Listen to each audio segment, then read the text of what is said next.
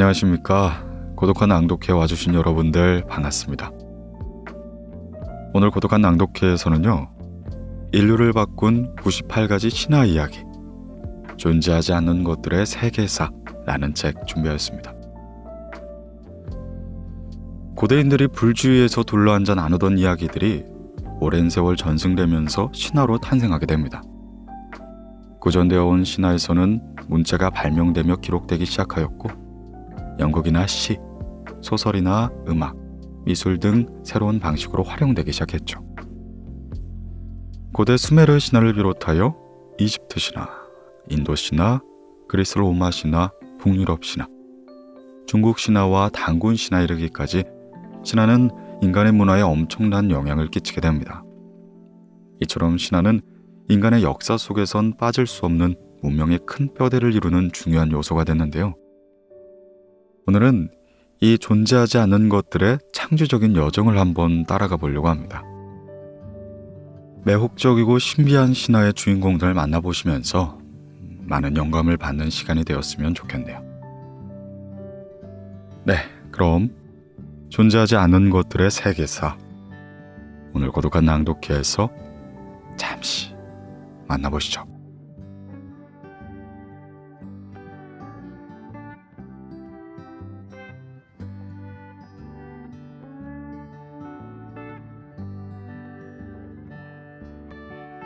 간다르바. 인도 요정 간다르바는 전설 속 월카사 바다에서 살았다. 반인 반조로 하늘을 자유롭게 날아다니고 여러 모습으로 변신할 수도 있다. 술과 고기를 먹지 않으며 향만을 먹고 살기 때문에 몸에선 향기가 났다. 간다르바는 남성임에 정계의 무이 아프사라스와 연애하고 결혼을 했다. 성격은 매우 쾌활하고 자유분방하지만 애정관계에서만큼은 유독 질투가 많았다. 간다르바가 하는 일은 매우 다양했다. 그는 음악의 신 긴다라와 함께 제석천을 모셨고 청계의 악사로서 신을 위해 곡을 연주했다. 또한 별제를 관리했고 태양신의 마차를 몰았으며 마신 자에게 영원한 생명을 부여하는 신들의 음료 소마를 지켰다. 간다르바는 결혼과 출산, 아이의 수호신이기도 했다. 그는 결혼식에서 신부를 지켰고 출산 때는 악마로부터 산모와 아이를 보호해 주었다. 하지만 가끔 사람에게 장난치는 경우도 있었다. 후세는 천룡 8부 중 하나로서 불법의 수호자가 되었다. 천룡 8부, 불법을 지키는 신의 병사들을 거느리는 장수. 천, 용, 야차, 건달바, 아수라, 가루라, 긴나라, 마우가라의 8신을 말한다. 한편 페르시아 신화에서는 한꺼번에 12명의 사람을 잡아먹는 무시무시한 괴물로 등장한다. 불전에서는 건달바로 음역되는데 우리나라의 건달이란 단어도 이 말에서 나온 것으로 추측된다.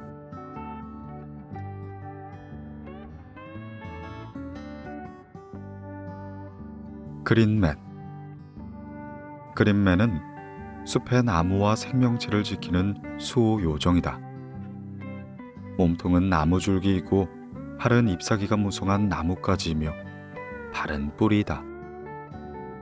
그 모습으로 봤을 땐 다른 나무와 별반 다를 바가 없다. 허나 사람처럼 걸을 수 있음에 원하는 곳으로 자유롭게 이동한다. 그린맨은 자연을 상징한다. 자연의 힘과 아름다움을 나타낸다고 볼 수 있다. 그린맨은 숲과 자연을 지키는 파수꾼으로 사람들이 눈치채지 못하게 숲을 살피며 돌아다닌다. 이에 숲을 파괴하는 침입자를 발견하면 큰 나무가 잘리는 소리, 가지가 부러지는 소리, 나뭇잎이 바스락거리는 소리로 위협하여 숲에서 쫓아내곤 한다. 사람들은 숲의 신성함과 위험성을 알았기에 함부로 숲에 들어가지 않았다. 땔감과 목재를 얻기 위해 나무를 벨 때도 숲의 파수꾼에 대한 경외심과 두려움을 가졌다. 그린맨은 영화 반지의 제왕에서 악의 화신 사우론과 맞서 싸운 엔트와 같은 종족으로 여겨진다. 영국의 중세 고딕 양식의 교회와 성곽에서 그린맨의 모습을 발견할 수 있다. 또한 교회 안의 수많은 조각에는 그린맨의 머리가 새겨져 있다. 루마니아에서는 그린맨과 비슷한 숲의 정령이 있다. 숲의 할망구 또는 숲의 엄마라는 뜻의 이름을 가진 무마파 두리이다. 원래 모습은 앙상한 가지가 엉켜있는 고목과 비슷하지만 주로 추악하게 생긴 늙은 여성의 모습으로 등장한다. 하지만 변신 능력이 있어 자주 모습을 바꾸기에 진짜 모습은 확인할 수가 없다. 때로는 소녀의 모습으로, 때로는 수녀의 모습으로 나타난다. 심지어 숲속에 사는 다양한 짐승과 새, 곤충으로 변신하기도 한다. 무마파 도리는 원래 숲과 그곳을 터전으로 살아가는 생명체를 지키고 사람을 도와주는 착한 정령이었다. 허나 사람들이 숲을 파괴하고 생명체를 마구 해치면서 이내 성격이 난폭해졌다. 처음엔 숲에 들어온 침입자를 겁을 내어 쫓아냈지만 나중엔 죽이거나 잡아먹는 무서운 악령으로 변해갔다. 무마파 도리는 사람의 발길이 닿지 않는 숲속 가장 깊은 곳에서 속이 텅 고목으로 집을 짓고 살아간다. 그 집에서 많은 자식을 기르며 산다.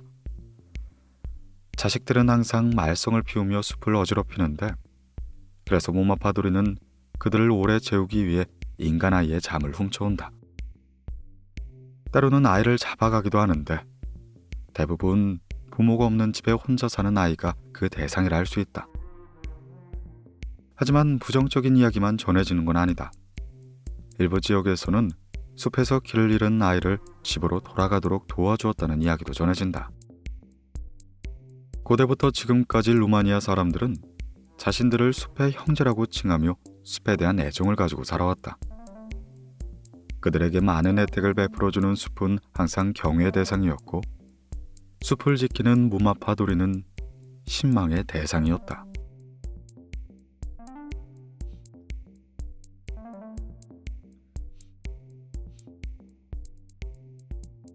노커. 영국의 노커는 광산의 수호 요정이다. 노커는 고블린의 일종으로 영국의 코널 지방 광산에 산다.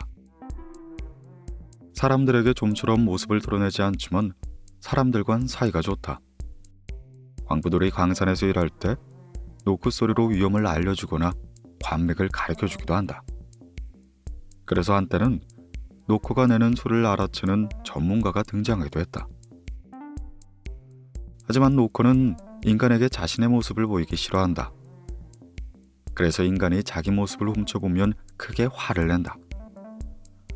자기가 사는 광산에서 휘파람을 불거나 큰 소리로 욕하는 것도 싫어하여 휘파람을 불거나 욕한 사람에겐 반드시 보복하곤 한다. 심하면 평생 다리를 쓰지 못하게 만든다.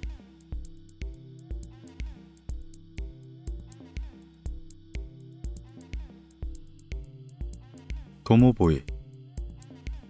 러시아의 도모보이는 가정집 벽난로 주변에서 살며 집을 지켜주는 수호 여종이다. 도모보이는 온몸이 비단처럼 하얀 털로 뒤덮여 있는데 충성심이 대단히 강하고 말을 돌보거나 농사일을 돕는 등의 집안일을 맡았다. 주로 한밤중인 사람들의 눈에 띄지 않게 활동을 하는데 그래서 집주인들은 밤에야 도모보이의 목소리를 들을 수 있었다. 도모보이가 부드럽게 속삭이면 집안이 평화롭고 흐느낀다면 불길한 일이 일어났다. 도모보이는 자기가 사는 집에 불이 나면 가족을 깨우고 전염병이 돌 기미가 보이면 앓는 소리를 내며 죽음을 경고하기 위해 서럽게 운다. 이렇듯 사람들은 집을 지켜주는 도모보이에게 존경의 마음을 담아 할아버지라고 불렀다. 허나 집주인이 밤에 식사를 챙겨두지 않거나 모욕적인 행동을 하면 그릇을 깨트리는 등 부엌을 엉망으로 만들어 놓았다. 심한 경우는 집을 버리고 떠나버리곤 했다. 도모보이는 인간에게 모습을 보이는 걸 무척 싫어했다. 실수든 고의든 도모보이의 모습을 보았다면 서둘러 짐을 싸 이사를 해야 했다. 그렇지 않으면 불행한 일을 당하는 것이다. 도모보이의 아내는 도마미야 혹은 도모비아라고 부른다. 이 도모비아 역시 사람 앞에 나타나지 않기 때문에 흔적을 남기지 않는다. 도모보이가 집이 아닌 정원의 뜰에 살게 되면 그를 드보로보이라고 부른다. 드보로보이도 사람과 부딪힐 일이 별로 없지만 기분이 나쁠 땐 미친 듯이 날뛰며 폭주하곤 한다. 이때 하얀 동물의 모피를 던지면 이내 괜찮아진다. 드물게는 사람과 사랑에 빠지기도 한다.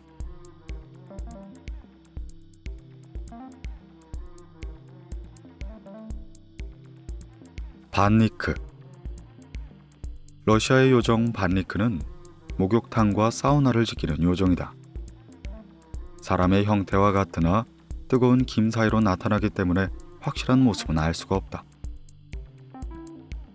공용으로 사용하는 넓은 목욕탕에 세 무리의 사람들이 차례로 욕실을 사용하고 나서 마지막으로 들어가는 것이 이 반니크이다. 반니크는 숲속에 사는 요정들을 초대해 함께 목욕하기를 좋아한다. 허나 만약 훔쳐보거나 자신들의 차례가 되도록 밤늦게까지 목욕하는 사람이 있으면 화를 내곤 한다. 그런 사람을 보면 펄펄 끓는 물을 끼얹어 화상을 입히거나 목을 조르게 된다. 더욱더 심하게 화가 나면 자신을 지키던 목욕탕을 버리고 이내 떠나버리고 만다. 이런 반니크는 사람의 미래를 예언하는 능력이 있다. 미래를 알고 싶은 사람은 문을 열고 목욕탕 쪽으로 등을 돌린 뒤 참을성 있게 기다리면 된다. 반니크가 등에 손바닥을 살짝 대면 행복한 미래가 기다리지만 손톱으로 찌르거나 핥히게 되면 불행한 미래가 기다린다는 뜻이다.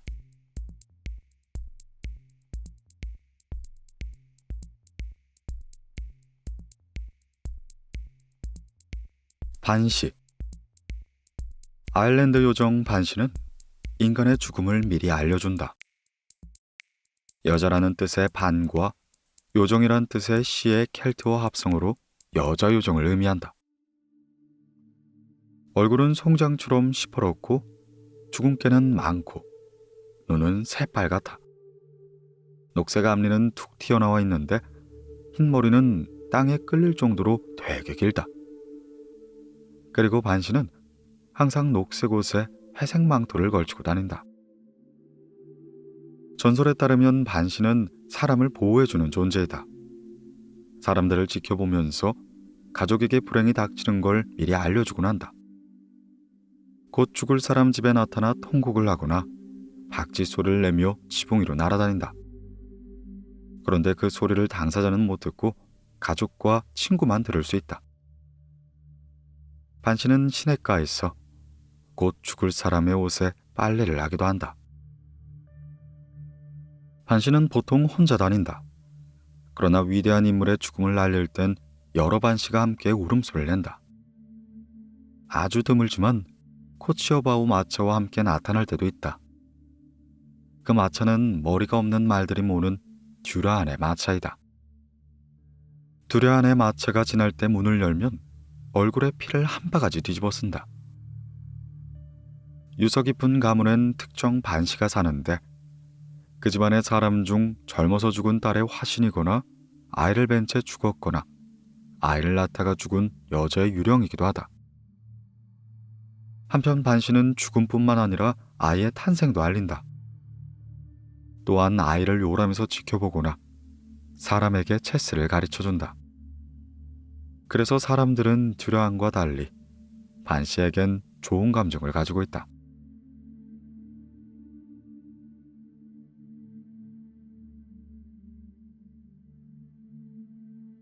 애플트리맨.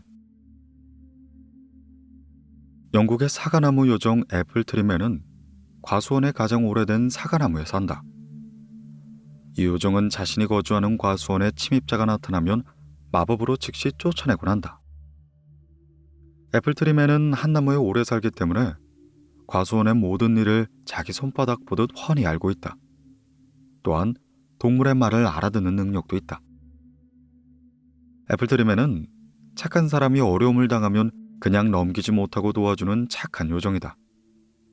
그러나 사람 앞에 나타나지 않으며 목소리만을 들려준다. 옛날에 어떤 착하고 성실한 농부에게 황금이 숨겨진 곳을 알려줘 부자로 만들어줬다는 얘기가 있다. 한국에도 옛날엔 마을 입구에 회화나무를 심어 동네 수호목으로 삼는 풍습이 있었다. 이 수호목이 잡기를 막아주며 마을을 보호한다고 믿은 것이다. 지금도 고궁에서 볼 수 있는 웅장한 나무는 대부분 회화나무이다. 이렇듯 애플트리맨은 한국의 수호목과 비슷한 존재이다.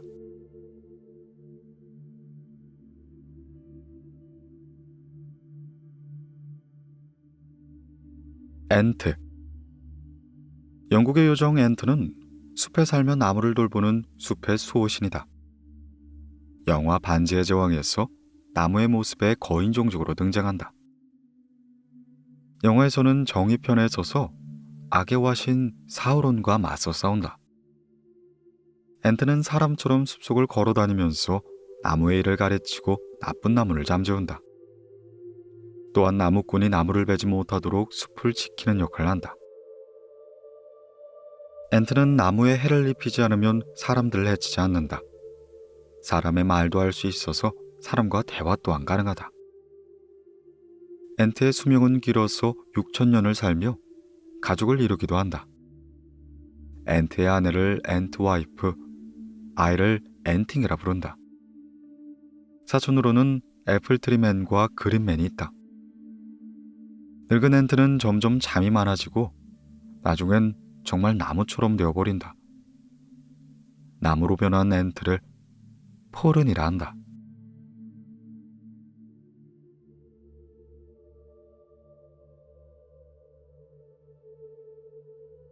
엘더 마더. 영국 요정 엘더 마더는 오래된 나무에 사는 나무의 수호신이다. 나무를 지키고 보살피는데 부모가 아이를 사랑하듯 지극정성을 다한다. 사람들은 숲에서 엘더벨을 딸 때 반드시 엘더 마더에게 먼저 허락을 받곤 했다. 또 땅을 일구어 밭을 만들 때도 늙은 나무 주변만은 남겨두곤 했다. 그렇지 않다면 엘더마더의 분노를 살 수 있기 때문이다. 엘더베리는 검은빛 열매를 가진 딸기류의 식물로 꽃은 엘더 플라워라고 부른다. 잼과 젤리, 와인을 만드는 데 주로 사용된다. 인간에서는 감기나 천식, 관절염 등 다양한 질병의 치료에 사용되었으며 기적의 열매라고도 불렸다. 유럽에서는 신사들이 엘더베리의 나무를 지나갈 때마다 모자를 벗어 경의를 표했다고 한다. 의학의 아버지로 불리는 히포크라테스도 엘더베리를 기적의 치료제라 부르며 효능을 높이 평가했다.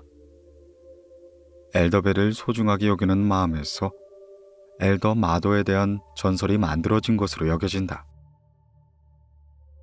엘더 마더의 존재를 믿지 않고 겁없이 엘더 마더가 사는 나무를 자르면 혹독한 대가를 치러야 한다. 길에 던 짐승이 질병으로 죽거나 심하면 당사자가 목숨을 잃기도 한다. 이 엘더마더 저주에 관련해서는 더비샤이어 가족의 이야기가 있다. 옛날 더비샤이어 삼형제가 살았다. 그들의 아버지는 1년에 한 번씩 엘더마더에게 앵초꽃을 바치며 숭배하곤 했다. 아버지는 죽기 전에 새 아들에게 엘더마더를 섬기라는 유언을 남겼다. 그러나 첫째와 둘째 아들은 유언을 저버린 채 아버지가 섬기던 나무를 자르려 한 것이다. 헌데 나무를 자르려던 첫째와 둘째가 차례로 목숨을 잃고 말았다. 살아남은 셋째 아들만이 엘더마더에게 앵초꽃을 바치는 의식을 이어갔다. 그 후손들 역시 앵초꽃을 바치는 걸 잊지 않았다고 한다.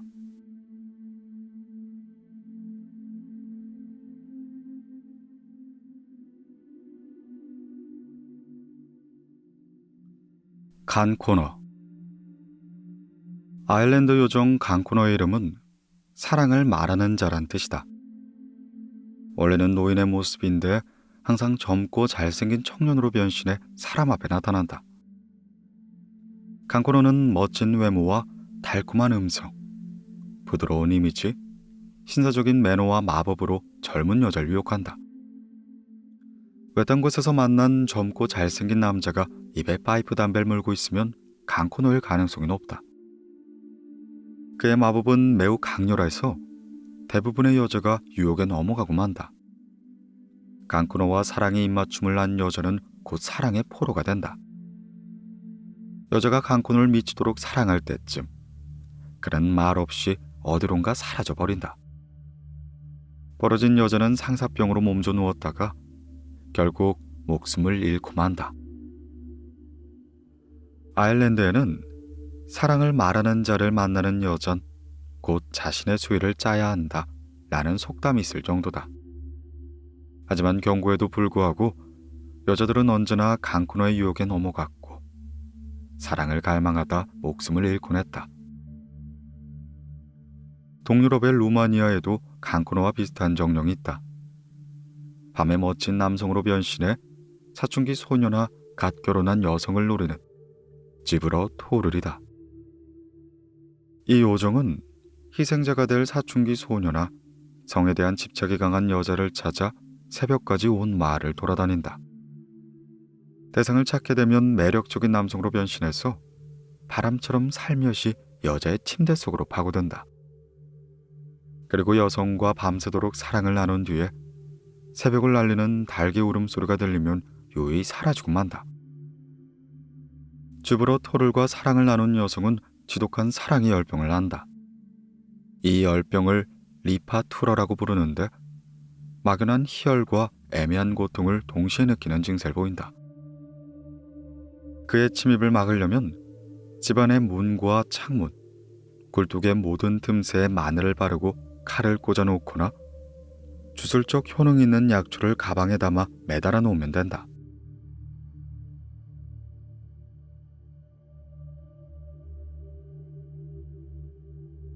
구라게드 아눈. 영국 요정 구라게드 아눈은 아름다운 금발 여성의 모습으로 웨일스 지방의 작은 호수에 산다. 대부분 물의 요정은 변덕스럽고 매우 위험한 존재인데 구라게드 아눈은 다른 물의 요정들과 달리 위험하지 않다.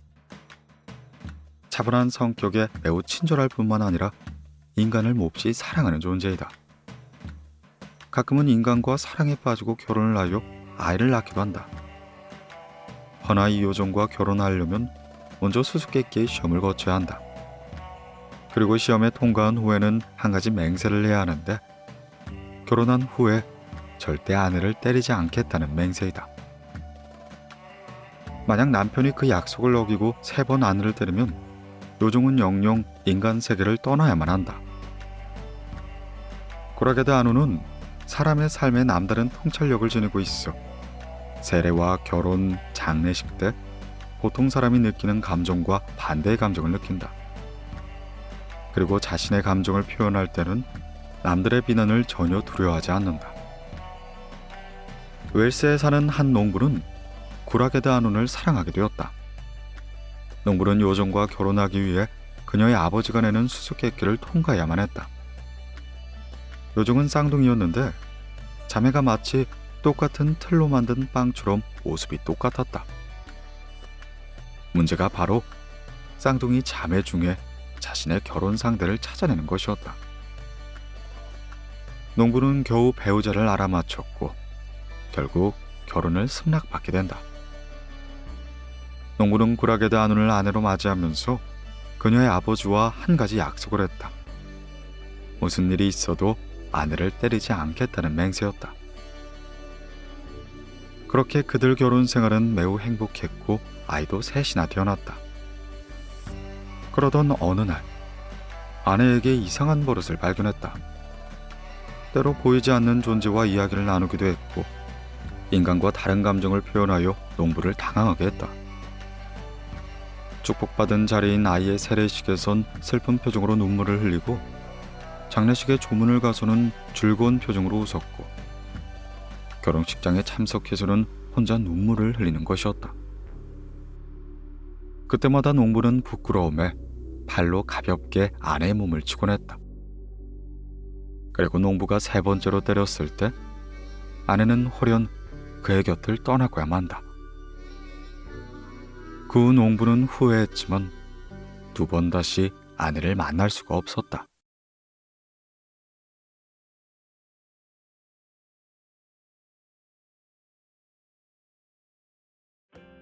그라시 티그. 영국 요정 그라시 티그의 윗몸은 사람이고 아랫몸은 사냥의 모습을 하고 있다. 사람들에게 사냥의 모습을 숨기기 위해 녹색의 긴 드레스를 입기도 한다.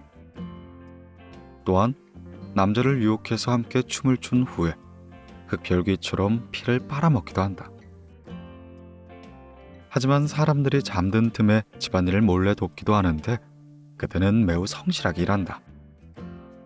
이를 도와주는 대가로 집주인이 우유 한 잔을 대접하면 그것으로 만족한다. 그라시 티그는 물을 좋아해서 강가에 자주 모습을 보이는데 가끔 아이들과 물놀이를 즐기기도 한다. 강가에 앉아있다 사람이 지나가면 강 건너편까지 업어달란 부탁을 하는데 이때 순순히 부탁을 들어주는 사람에겐 큰 보상을 주지만 거절한 사람은 심하게 괴롭히고 만다.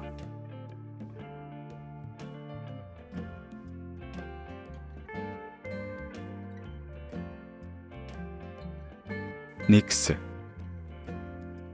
독일의 닉스는 물의 요정이다. 여자는 닉시라고 부른다. 이빨은 녹색이고 손가락과 발가락 사이에 물갈퀴가 있다는 점 말고는 인간과 구분하기 어렵다. 닉스는 인간의 말을 잘하고 머리 또한 좋다. 그들은 호수와 강의 밑바닥에 자신들만의 왕국을 세우고 살아간다. 닉시는 금발의 곱슬머리를 가진 아름다운 소녀의 모습을 하고 있다. 화창한 여름날 물가에 앉아 머리를 빗으며 노래를 하는 모습이 종종 사람들에게 목격된다. 그녀의 목소리는 매우 아름다워서 세이렌과 비교될 정도이다. 그 목소리와 아름다움에 취한 사람은 물속으로 끌려가 목숨을 잃고 만다. 닉스는 포세이돈과 네레이드, 세이렌, 이너, 셀키, 핀족의 혈통을 이어받았다. 마법으로 인간을 물고기로 변신시키고 말을 통째로 이동시킬 수 있다. 닉스는 젊은 처녀를 납치하여 아내로 삼기도 한다. 인간과의 사이에서 태어난 아이는 딸이든 아들이든 가리지 않고 무조건 먹어치운다. 닉스는 자기들의 생활을 지키거나 장난을 치려고 사람을 물에 빠뜨리고 공격하게 한다. 그리고 물에 빠져 죽은 사람의 영혼을 모으는데 닉스의 집에는 사람의 영혼을 가둔 항아리가 있다. 다음은 독일에서 내려오는 닉스의 이야기다. 어느 옛날 닉스는 평소 친분이 있었던 농부를 자신의 물속 궁전으로 초대했다. 농부는 처음 본 보석 궁전의 아름다움을 보고 이내 넋을 잃었다. 궁전을 둘러보며 감탄사를 연발했고 기분이 좋아진 닉스는 비밀의 방으로 농부를 안내했다. 그리고 영혼들을 가둬놓은 항아리를 보여주었다. 집으로 돌아온 농부는 항아리 속에 있는 영혼들 생각으로 밤새 잠을 이루지 못했다. 그리고 다음날 닉스의 궁전으로 몰래 들어가서는 영혼을 가둬둔 항아리의 뚜껑을 이내 열고야 만다. 그 순간 수많은 영혼이 항아리에서 빠져나왔다. 물속에 닉스의 궁전이 있다는 전승은 스위스에서도 찾아볼 수가 있다. 독일에서는 닉스가 남성 요정, 닉시를 여성 요정으로 구분하지만 스위스에선 닉스는 성에 구분이 없다. 스위스의 사람들은 루체른 부근 산 꼭대기에 있는 추근호에 한때 닉스들의 왕국이 있다고 믿었다. 호수의 수면 아래는 깊이 자리 잡은 유리 궁전이 있었고 엘프의 왕이 그 왕국을 다스렸다고 한다. 밤이 되면 엘프의 왕의 아이들이 호수 근처 마을로 내려와 청년들과 어울리곤 했다. 이야기에 따르면 한 닉스는 마을 청년과 깊은 사랑에 빠졌다. 닉스는 밤이면 연인을 만나 사랑을 나누고 새벽이 되면 호수 속 궁전으로 돌아갈만 했다. 모든 물의 요정이 그렇듯 닉스 또한 땅에서 무한정 머물거나 영원히 살 수 없기 때문이었다. 닉스는 인간을 설득해 물속 자기 집으로 데려갔다. 그리고 마법을 이용하여 연인이 물속에서 생활할 수 있도록 해주었다. 하지만 연인은 연인의 고향을 그리워하는 마음만은 마법으로 바꿀 수가 없었다. 시간이 지날수록 향수병은 깊어졌고 그의 몸도 차츰 수척해졌다. 고민하던 닉스는 매일 땅거미가 지고 밤이 찾아오면 연인이 살던 마을에 마법을 걸어 호수 밑으로 가져왔다. 그리고 새벽이 되면 마법이 풀리고 말은 원래대로 돌아갔다고 전해진다.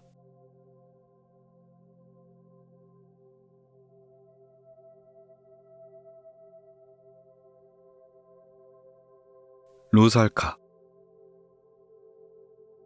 러시아 물의 요정 루살카는 강과 샘에서 산다. 봄이 되면 물에서 나와 숲과 들판에서 여름까지 머무른다. 루살카는 젊은 여자의 모습이며 피부가 창백하여 병적인 느낌이 든다. 그러나 머리가 길고 매우 아름다운 모습을 하고 있다. 루살카는 강과 호숫가에서 춤추고 노래하며 지나가는 남자를 유혹한다.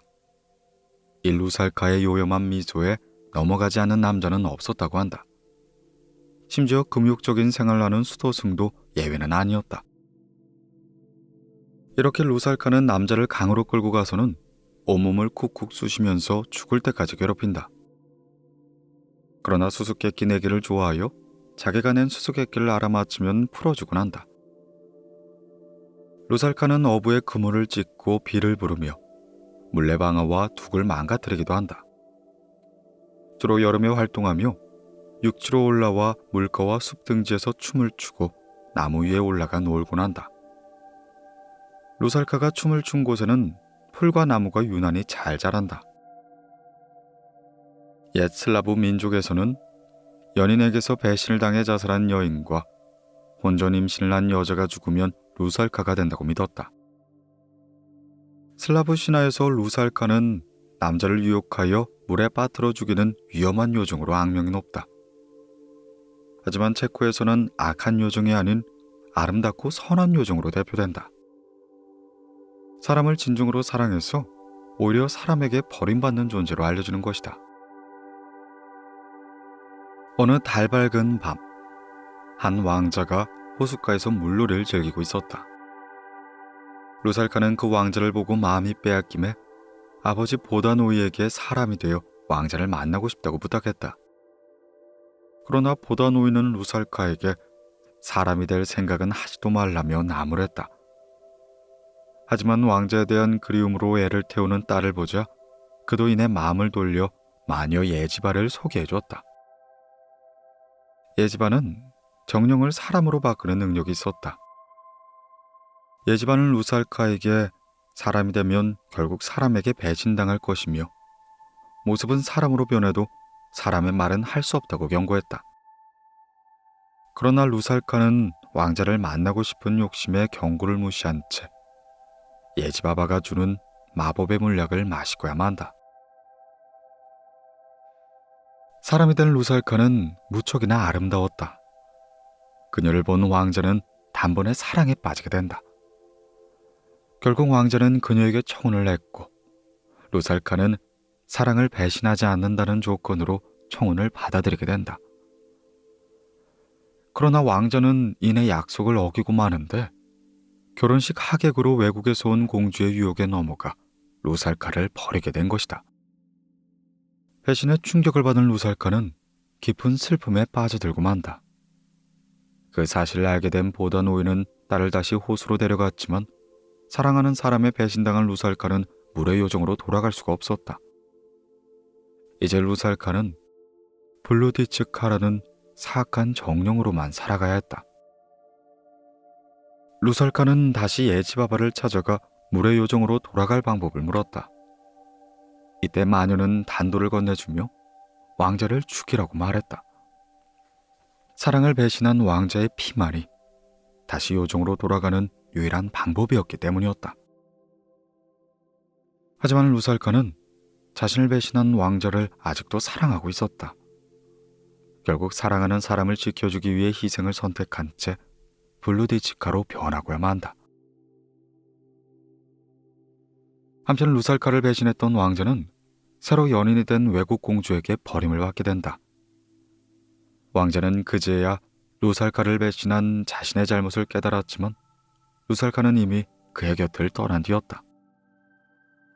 왕자는 루살카를 찾아가 진심으로 용서를 빌었다.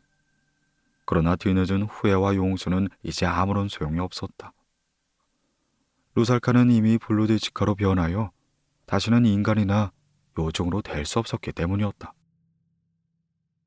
루살카는 왕자에게 자신과 함께 있으면 위험하니 얼른 떠나라고 경고했다. 그러나 왕자는 차라리 그녀의 품에서 죽는 게 낫다며 루살카를 껴안은 채 입을 맞추고야만 한다. 결국 왕자는 루살카의 품에 안겨 죽음을 맞이한 것이다.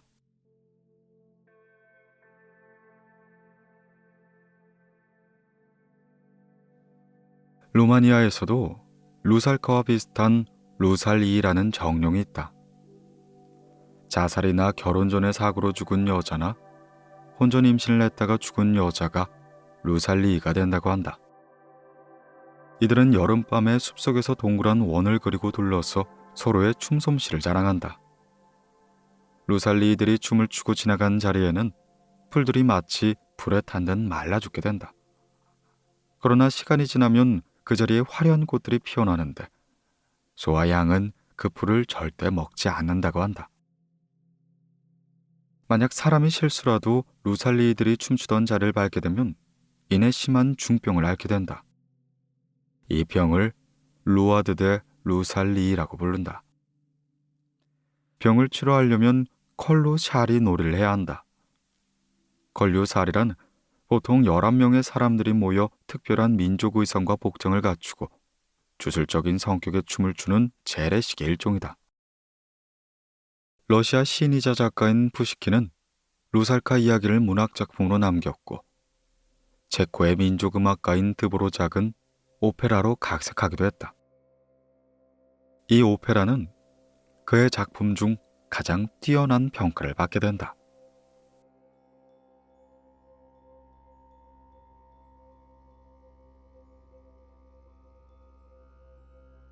고블린. 프랑스 요정 고블린은 인간에게 해로운 요정이다. 성질은 포악하고 교활하며 인간을 불행하게 만드는 게 취미이다. 고블린은 고기를 좋아해서 사람을 잡아먹기도 한다.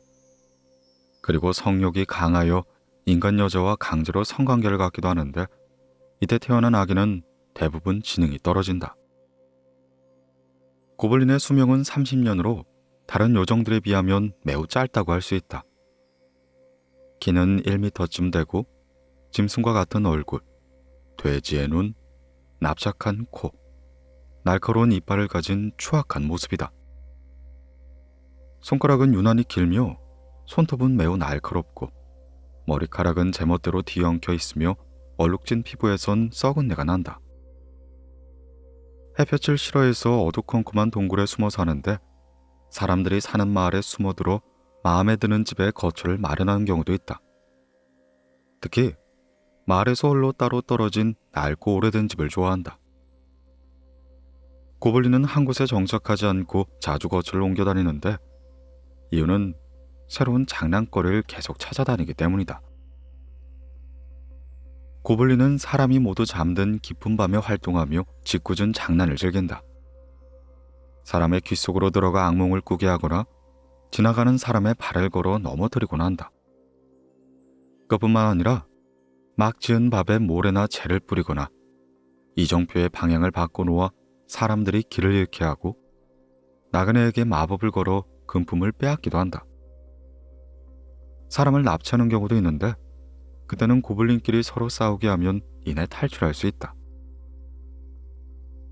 고블린은 엘프와 놈에게 특별한 증오심을 가지고 있다. 그들을 발견하면 즉시 공격하고 붙잡아서 가혹한 고문을 가한다.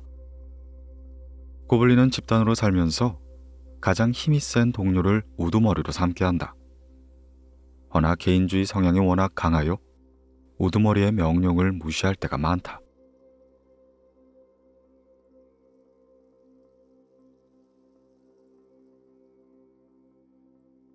덴구. 일본의 덴구는 악마의 세계를 지배하는 정령이다. 얼굴은 붉고 코가 길쭉하면서도 매우 높은 게 특징이다. 종에 따라서는 코 대신 새처럼 부리를 갖고 있기도 하다. 댕구는 등에 달린 날개로 하늘을 자유롭게 날 수 있다. 승복 차림에 높은 게다를 신고 허리엔 큰 칼을 차고 손에는 항상 부채를 들고 다닌다. 으슥한 골짜기에 살며 높은 법력을 가진 스님 앞에서는 제대로 힘을 쓰지 못한다.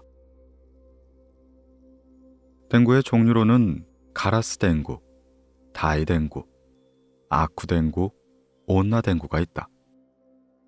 가라스 댕구는 코 대신 새 부리를 가지고 있고 스님 복장에 굽이 높은 게다를 신고 다닌다.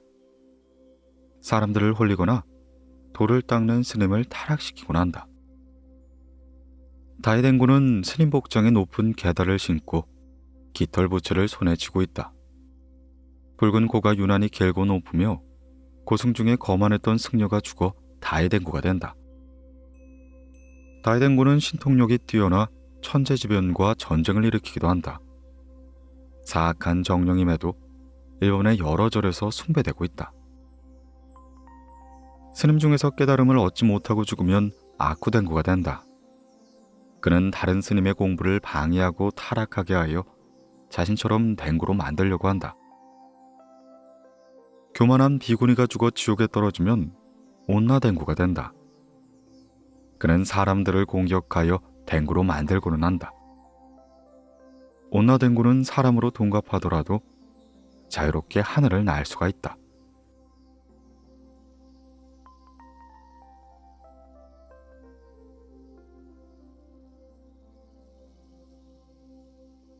듀라한. 영국과 아일랜드의 듀라한은 불길한 요정이다.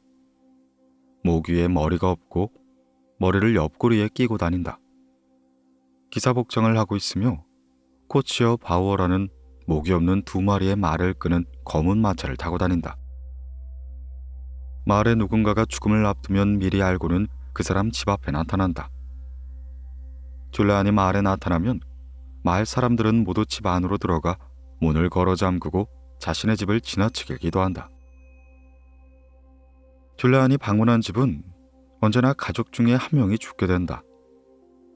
자기가 목적한 집 앞에 도착하면 그 집 사람 중 한 명이 문을 열기를 기다렸다가 이내 양동이에 한가득 피를 뿌리고 만다. 드물게 반시와 함께 나타나기도 하는데 그때는 유명한 사람이 죽게 된다.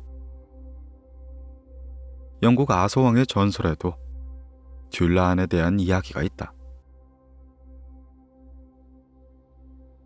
어느 새 축제날 녹색 갑옷으로 무장한 거구의 기사가 아서왕의 궁전으로 쳐들어오게 된다. 그는 거대한 녹색 도끼를 들고는 원탁의 기사들에게 용기를 시험해보자며 도전장을 냈다. 방법은 두 사람이 순서를 정해 상대방의 목을 자르는 내기였다. 이런 황당한 제안에 원탁의 기사들은 아무도 그를 상대하지 않았다. 이어 녹색의 기사는 원탁의 기사들을 향해 겁쟁이라며 비웃게 되는데 그러자 누구보다 명예를 소중히 여기는 가웨인이 도전에 응낙하고야 만다. 녹색의 기사는 가웨인의 용기에 경의를 표하고 그에게 도끼를 건네며 순서를 양보했다. 기회는 한 번뿐이요.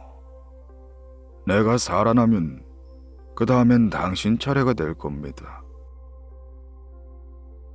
가웨인은 자신만만한 녹색 기사의 태도를 도저히 이해할 수가 없었다.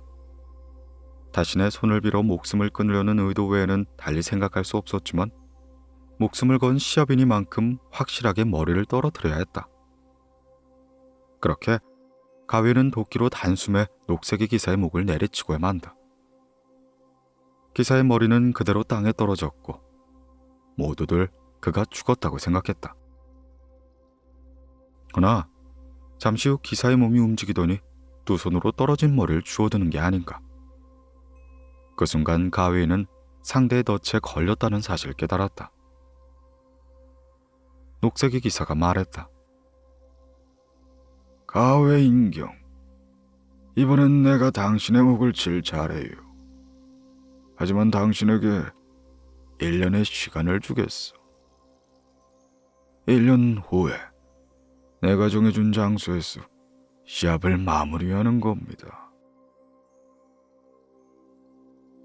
기사는 가위인에게 1년 후 녹색 성당에서 만나자며 장소를 알려주고 호련히 사라졌다.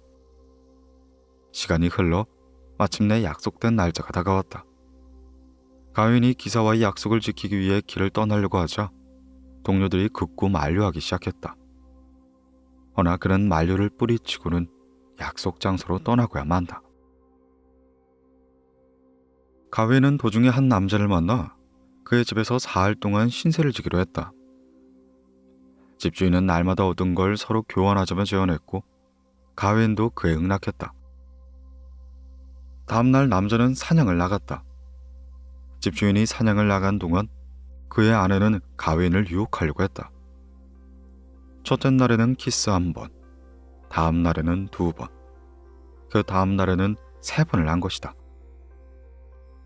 그녀는 가위인에게 허리에 두르고 있으면 죽음을 막을 수 있는 녹색 벨트를 주었다. 그렇게 나흘째가 되던 날, 가위인은 녹색 기사가 알려준 장소로 길을 떠나게 된다. 성당에 도착하니 녹색 기사는 이미 와서 기다리고 있었다. 이에 가위인은 자신의 운명을 담담히 받아들였다. 기사는 녹색 도끼를 높이 들어 목을 내리치기 시작했다. 그런데 도끼는 목을 살짝 스쳐 작은 상처만 냈을 뿐 가위인은 무사히 살아있는 것이었다. 어리둥절한 가위인에게 녹색 기사가 말했다. 나는 그대의 이모인 모건 르페이의 기사 베르킬라크다. 그대의 이모는 원탁의 명예를 시험해 보려고 했지. 그대는 잘했어. 벨트를 나에게 넘기지 않았기에 우리 계약이 깨졌을 뿐. 베르킬라크는 다름 아닌 집주인이었다. 그는 분통을 터뜨렸지만 가위인은 원탁의 명예를 지킬 수 있었다.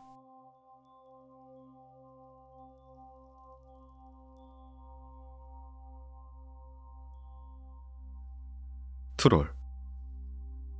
북유럽 요정 트롤은 매우 흉측하게 생겼다. 키가 크고 피부는 바위처럼 딱딱하며 등에는 커다란 혹이 있다. 코는 허리까지 길게 늘어졌고 멧돼지처럼 긴 어금니가 입 밖으로 튀어나와 있는 모습이다. 트롤은 변신을 잘하고 앞날을 내다볼 수 있지만 머리가 나쁜 편에 속한다. 북유럽 신화에 의하면 요트네임에 살던 거인들이 신과의 전쟁에 패해 무능한 트롤이 되었다고 한다. 트롤은 사람의 물건을 훔치는 버릇이 있으며 가끔 사람의 아이를 납치하기도 한다. 그때는 사람의 아이 대신 나이가 든 트롤을 아이 모습으로 둔갑시켜 사람에게 양육을 받게 한다.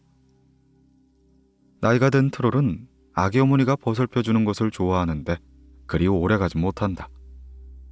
마법으로 모습을 바꾸긴 했지만 요정의 습성까지는 바꾸기 어렵기 때문이다. 그렇게 트롤은 정체가 탄로나면 납치한 아이를 대부분 집으로 돌려보낸다. 트롤이 아이를 납치하는 것은 인간의 생명력과 다산성을 요정 세계로 들려는 열방 때문이다. 그들은 허약하고 노쇠한 혈통을 보강하기 위해 인간의 힘과 재능이 필요했다. 납치를 할 때는 주로 세례를 받지 않은 아이를 선호했다. 아이를 인간 세계에 묶어둘 이름이 없기 때문이었다. 사람들은 요정에게서 아이를 보호하기 위해 요람에 가위를 벌린 채 매달아 두었다. 엇갈리는 두 날의 십자가를 닮았고 요정이 철을 두려워했기 때문이었다. 아이의 아버지는 바지를 요람에 걸쳐두거나 마늘을 다발로 묶어 요람 옆에 메어두기도 했다. 물론 요정에게 납치되는 건 비단 아이들만은 아니었다. 산파도 요정의 출산에 불려가는 일이 허다했고 젖이 나오는 유모도 요정 아기를 위해 납치되곤 한다. 소년들은 요정의 노예로 끌려가 하인이 되거나 영토를 지키는 파수꾼이 되기도 했고 처녀들이 납치당하면 요정의 아내나 연인이 되는 경우도 있었다.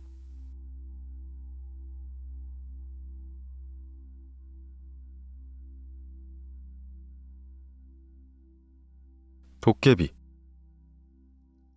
한국의 도깨비는 동굴과 오래된 우물, 절간, 흉가 등에서 무리를 지어 산다. 도깨비의 종류는 매우 다양한데 생김새에 따라 등불 도깨비, 멍석 도깨비, 강아지 도깨비, 장수 도깨비, 달걀 도깨비, 보자기 도깨비, 차일 도깨비와 바가지 도깨비, 조리 도깨비 등이 있다. 내려오는 도깨비 이야기에 따르면 주로 사람들이 쓰다가 버린 헌빗자루와 집신, 부직갱이, 삽 같은 물건에 영혼이 깃들어 도깨비가 된다고 한다.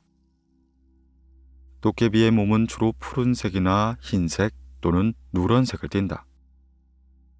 도깨비 생김새에 대해선 논란이 있지만 고대의 기아와 장생 등에서 그 모습을 엿볼 수가 있다. 툭 붉어져 나온 왕방울 같은 눈이 달려있고 머리엔 2개의 뿔이 있으며 크게 벌린 입에는 날카로운 이빨이 촘촘하게 나있다. 도깨비는 짓궂은 장난이 취미이지만 꾀가 없고 미련하여 오히려 인간에게 속는 경우도 많다. 인간에게 큰 해를 주지는 않지만 은혜는 은혜로, 원수는 원수로 갚는다. 비가 부슬부슬 내리거나 안개 낀 밤에 활동하다 새벽 닭이 울면 사라지곤 하는데 도깨비가 출현할 때면 느닷없이 천둥과 번개가 치기도 한다. 도깨비는 어린이나 노인, 총각, 거인 등 다양한 인간의 모습으로 나타나기도 하는데 그 모습은 대부분이 남성이다. 도깨비는 도토리 묵과 술, 예쁜 여자를 좋아하고 노래와 춤을 즐긴다.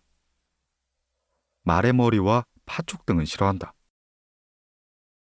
특히 길 가는 나그네를 붙잡고 씨름하는 걸 유난히 좋아하는데 시합에서 인간에게 절대로 지는 법이 없다. 도깨비의 방망이와 감토엔 신비한 능력이 있다.